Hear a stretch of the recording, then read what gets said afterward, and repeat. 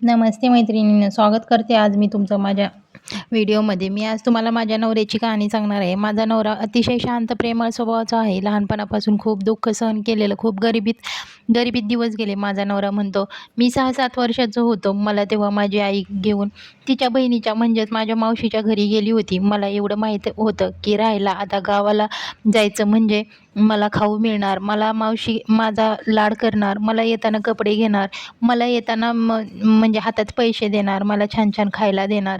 मला माझी आई मावशीजवळ मदत मागताना दिसली. एवढं काही आठवत नाही, समजत नव्हतं. पण माझ्या मावशीने माझ्या आईला मदत करण्यासाठी साफ नकार दिला.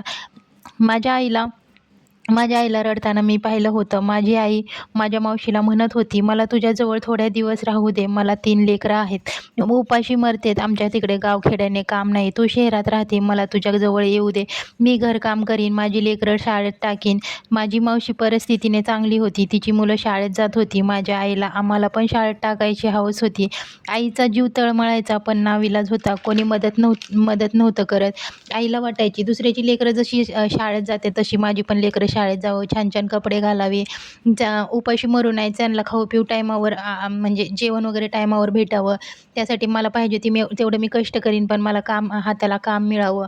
माझ्या आईच्या हाताला काम नव्हतं. आम्ही 3-3 लेकरं होतं. खायला चुडू करायचं. गावखेड्यांनी काही काम नव्हतं. माझी मावशी शहरात राहत होती, त्यासाठी घरकाम वगैरे करीन या आशेने माझी आई माझ्या मावशीकडे मदत मागायला गेली होती. माझी आई एवढं म्हणत होती की मी थोडे दिवस तुझ्याजवळ राहते, नंतर मला शेजारी तुझ्याजवळ कुठेतरी आसऱ्याला एखादी छोटीशी रूम घेऊन दे. माझी लेकरं कामाला म्हणजे शाळेत जातील, मी कामाला जाईन आणि म्हणजे माझा छोटा मुलगा आहे तो म्हणजे मी त्याला घेऊन म्हटलं तरी काम करीन. अजून तो काही शाळेत जायचं त्याचं वय नाही. पण माझ्या मावशीने छान तिला साफ नकार केला आणि माझी मावशी एवढं म्हटली की तू हे ₹10 घे आणि माझा माझा नवरा म्हणजे तुझे दाजी यायच्या अगोदर तू इथून निघून जा, कारण त्यांचा यायचा टाईम झालेला आहे. माझ्या आईला खूप वाईट वाटलं.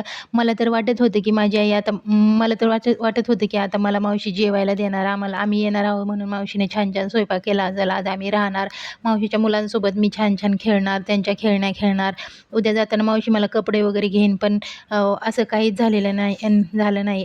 आईच्या हातात ₹10 दिले आणि म्हणाली, माझा नवरा येईल यायच्या अगोदर तू निघून जा. मला चांगलं आठवते माझी आई मावशीला बोलली, मला तुझे जुने कपडे वगैरे असतील तर ते मावशी बोलली, आता नाही आहेत, सगळे नवीन आहेत. माझं वापरून झालं की मी देईन. माझी आई सकाळपासून उपाशी होती. माझी मावशी तिला जेवसुद्धा म्हटले नाही. मी आईच्या शेजारी बसलेलं होतं. मला वाटत होतं की मावशी आता म्हणाल जेवून जा, पण मावशी साधं जेव पण म्हणाली नाही. मी 2 वेळा आईला बोललं, आई भूक लागली. माझी आई माझं तोंड दाबायची. ते मावशीने बघितलं होतं. पण मावशीला ऐकू जाईन असं मी एवढ्या मोठ्याने पण म्हणत होतो की कमीत कमी मावशीने ऐकल्यानंतर मावशी मला जेवायला देईन. पण मावशी ऐकून न ऐकल्यागत करायची. आईने मला माझा हात धरला आणि आम्ही जीप गाडीत बसून, म्हणजे पहिले जीप गाडी असायची, जीप गाडीत बसून घरी आलो. मावशीने ₹10 दिले होते. ₹2 तिकीट लागलं होतं माझ्या आईला आणि मी तर लहानच होतो. माझं तर तिकीट घेतलं पण नव्हतं. ₹2 तिकीट लागलं. घरी आलो. ₹8चं ₹8 राहिलेले होते. त्याच ₹8च्या आईने तांदूळ आणले, पांढरा भात शिजवला आणि त्यात हिरवी मिरची वाटून टाकली. दुसरं काही टाकायला पण नव्हतं, तेल पण नव्हतं आणि मी हुसमत करत ती हिरवी मिरचीचा भात खात होतो. आईला खूप वाईट वाटलं. स्वतः वाढून घेतलं. आम्हाला तिघांना वाढून दिलं.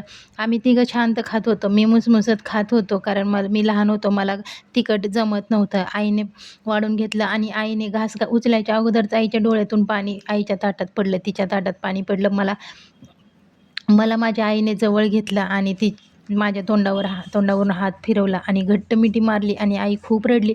कारण तिला माहीत होतं माझं बाळ खाण्याच्या आशेने आलेलं होतं, म्हणून तिला खूप वाईट वाटलं. म्हणजे माझं बाळ माझ्या बहिणीच्या घरी काहीतरी छान छान खायला भेटन ह्या आशेने आलं होतं. कारण माझी माझी मुलं सतत उपाशी मरायची. म्हणजे खायला प्यायला चूड करायची. शेजारी पाजाऱ्यांच्या चुली पेटायच्या. माझ्या घरी 2-2 दिवस चूल पेटत नव्हते.